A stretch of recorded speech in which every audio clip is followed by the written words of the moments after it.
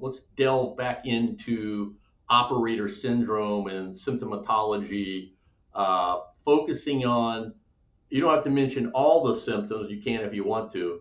All of these, what do you mean by, for our audience, operator syndrome? When they think of operator syndrome, I want them to think of all, based on your 6-year longitudinal study with all these operators, what are those interrelated and overlapping components or factors? Yeah. So all at the same time, your operator is going to have traumatic brain injury, sleep disturbance, sleep apnea, low testosterone, depression, anger, anxiety, might have alcohol abuse, um, impairments to hearing, vision, balance, chronic pain, headaches, cognitive impairments, is going to have difficulty connecting with their family. Um, their marital relationship is likely to be strained.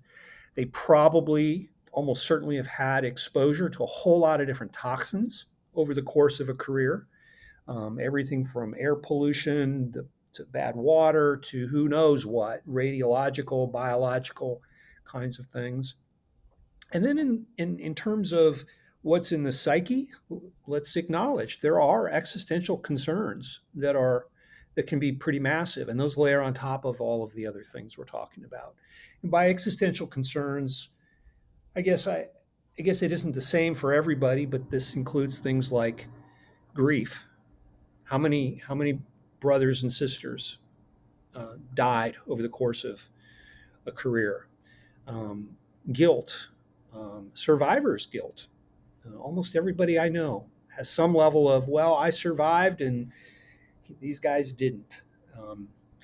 We have what a lot of guys talk about is the loss of empathy, even. They're told they're insensitive. Imagine doing what an operator does for 20 years or 10 years or even 5 years. How are you going to come back and be in civilian society and recognize the things that you or I might say is stressful?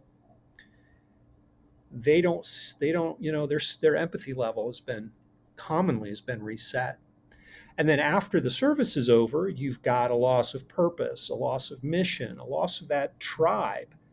And add on to that, maybe a loss of faith in God or humanity, maybe a sense of betrayal by the country that sent them to war.